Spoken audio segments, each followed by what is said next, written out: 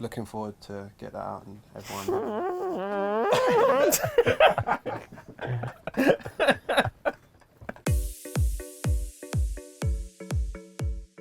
The origins of Black Saint.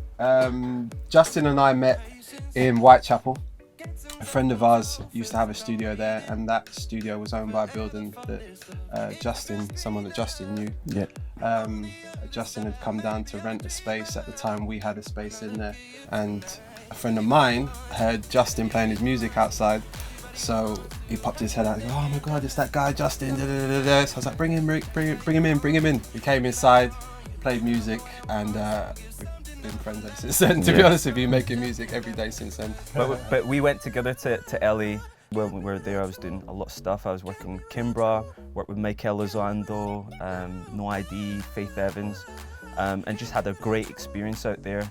Came back and kind of started producing and writing for other UK artists at the time. But that desire to express, the artistry was always there. I love working and producing and writing for other artists, but when we worked together, there was always something that magical. We met DJ when he was 9 years old, and he's been with us the whole time. I mean, he's been around everything really. And yeah, and Black Saint is really just family, really. When we wrote Could You Love Me with Marcus Cooper, he came here Christmas 2015. Yeah. And we were in the studio, we got some drinking, we were just having a great time. There was no intentions of what was going to come out. We just knew we wanted to get in the studio, have fun and write a sick tune. And at the time we were drinking Johnny Walker Black Label. Yeah. So when we had finished Could You Love Me and it went on and it was being played by Marcus in America and people were feeling it and it was coming back, we're like, we need to do this, what we're going to do, we need to do something with this. Yeah, so he's like, we need to think of a name.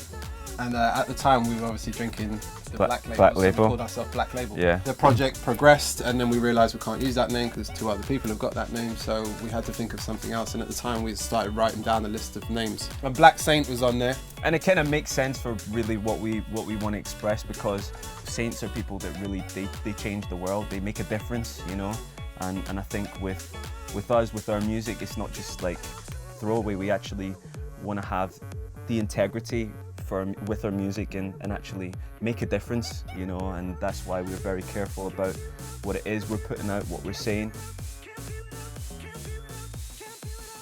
Timberland. Yeah, Timberland.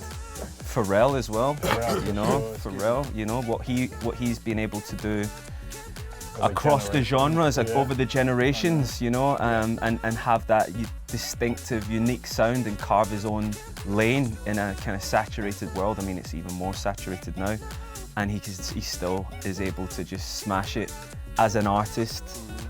Also as a producer and writer, he's just an exceptional talent. Groove Armada when it comes to our sound as Black Saint, with crossing the genres and having the backbone of dance music. I think Groove Armada really did well with bringing that together. When you listen to their albums, it's not just one sound going through the whole album, it's everything that obviously inspires them at their time, and I feel that we're like an extension of that, or a progression of that.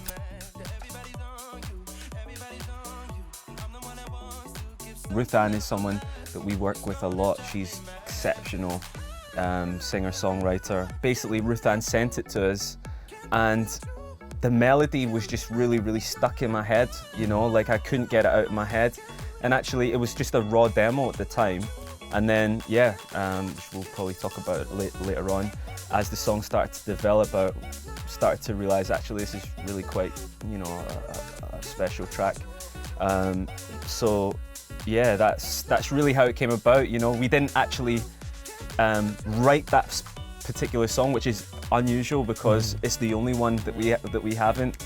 But again, we're not bougie about it. If it's good and if it's on point, then we're in, man. Yeah. So shout out to Sam Fischer, Ollie Marland, and Autumn Rowe as well that were on that track, man. Man, it's all about supporting each other.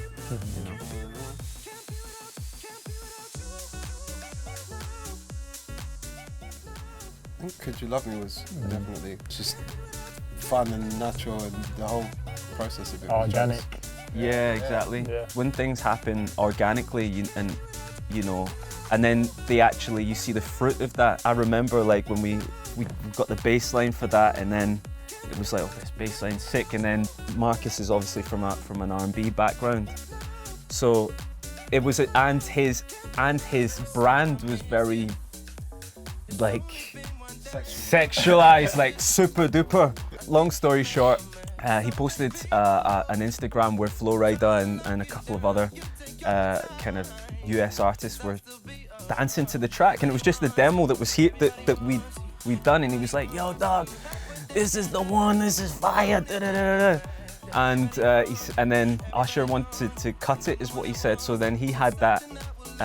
We left that record with them, and it was just like, this is crazy. Like how it just like, it started in here as a little vibe, and then and now it's in people are feeling it, and then we decided, okay, we're just gonna put it out ourselves, and that's kind of really how things started to really move for Black Saint. But that session was really it was special.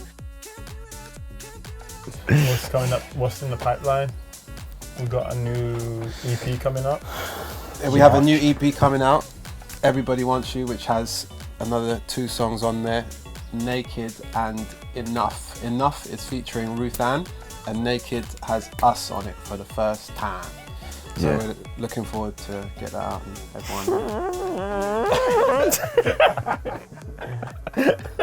everyone.